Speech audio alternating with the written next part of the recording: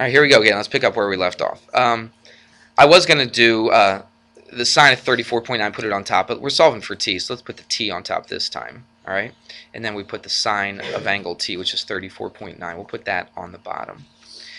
Now look, you know this angle and this side, they're opposite each other. But we just found this also earlier, didn't we? We could use this, but I'm not going to use this. Why wouldn't I use this one? I mean, you can. It's an approximation. You can use it and get really close to what the answer should be. No big deal. It probably wouldn't really matter. But I don't know. For some reason, I just like to stick with the stuff that I'm originally given. All right, so let's do that. So if we put the sine on the top, what's going to go on top here? The 9 over the sine of 105. All right. Now watch what we do. To solve for t, this is why I always put the unknown on the top, again, just because it makes it really easy. I'm going to multiply by the sine of 34.9, so I put it right here, the sine of 34.9. So I got rid of that.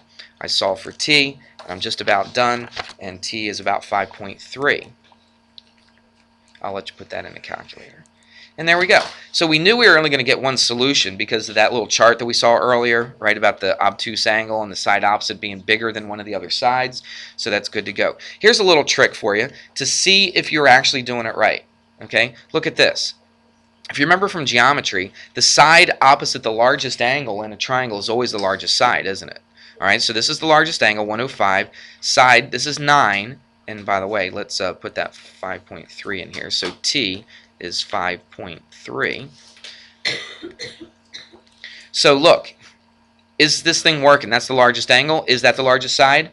Yes, it is. That's the medium one, right? The one in between as far as the angle. Is that side the one that's in between the two sides? Yes, it is. This is the smallest side, or sorry, the smallest angle. Is this the smallest side? Yes, it is. It's a quick little check just to see.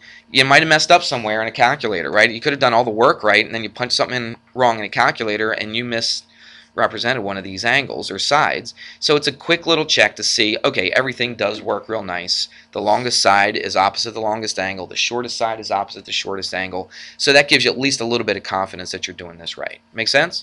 Okay, that was really nothing new. It was just a regular old law sign problem, just one answer. But we did look at the very beginning of it and decided right at the beginning, are we going to have 0 answers, 1 answer, or 2 answers? In that situation, we knew we were only going to have one answer right from the beginning, so we were confident in just solving for it. All right, let's move on to another type.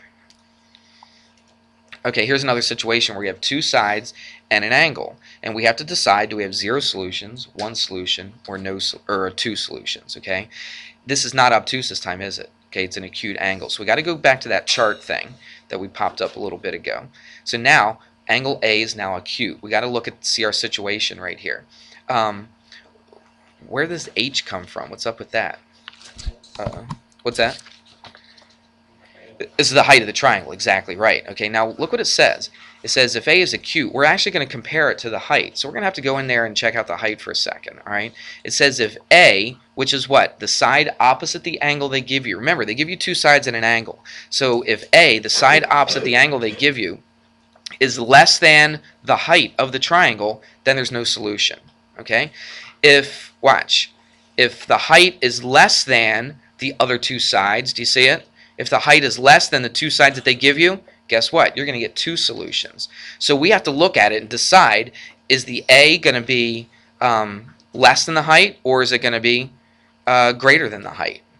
All right? Basically, that's what we're looking for. Johnny? I was just going to say, do you have to do that check? Like, can you go through and just find 2 solutions? Well, sometimes you won't realize if there's 2 solutions or not unless you go through the check. Yeah, because you'll look like, oh, I did it right. I just got 1 solution, and it really won't occur to you that, wait a minute, you know, I might have 2 solutions here. We're going to do that last. Kind of. Yeah. Let's take a look at this. What did we just say? If it's an acute, we want to find the height, don't we? So let's find the height of this thing and see what we get. Let's do this in a different color. Am I recording yet? Yeah. So the height would be here, perpendicular. All right, how in the world can we find the height? Well, we know an angle. This is perpendicular, so we know it's a right triangle. So talk to me. What are we going to use? Big hint. Sine. Very good. Okay, so we're going to find the sine of 54. So it's the sine of 54. All we're trying to do is find the height here, just to compare it to the other side. So the sine of 54 is equal to what? The opposite over the hypotenuse, which is h over 8. Solve for this, and I get h to be, where did I get it? I didn't write it down. Let me do the calculator real quick. 6.5. Okay, thanks for that. So I don't have to go through it.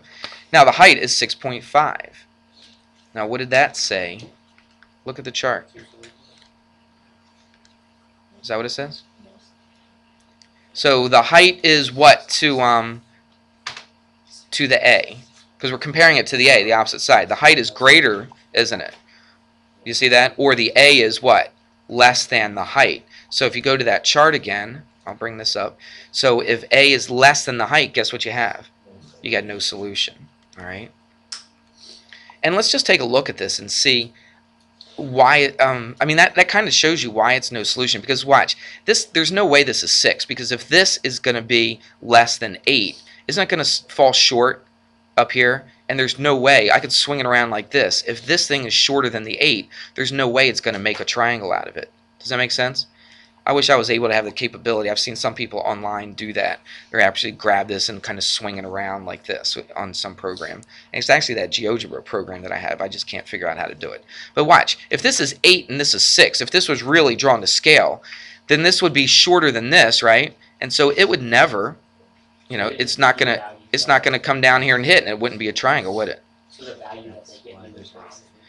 Well, what I'm saying is it's not drawn to scale. Remember we said right at the beginning? I understand that. But Yeah. I mean, like, Now the value, it's saying if you get two sides, a triangle with two sides of 8 and 6, and then one angle of 54 degrees, can you find the other stuff? Well, you can't, because it's not a triangle to begin with. See, this is really not a triangle with those dimensions. If I wanted to make this angle exactly 54, make this thing exactly 8, make this exactly 6, there's no way I could even make a triangle out of that. Does that make sense? Because this is going to fall so short, it's never going to hit this, and it's never going to make a triangle. Okay? So that's why it's no solution. All right? There's a lot of ways to look at it. You could do this.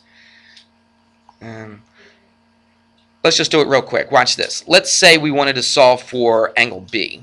Let's say we're looking at this. We forget that whole deal about the height, the height and the other side and being bigger and all that kind of stuff. We forget all that stuff. We say, let's just use law of sines and let's solve for B. All right. So how would we do that? We go the sine of B over what?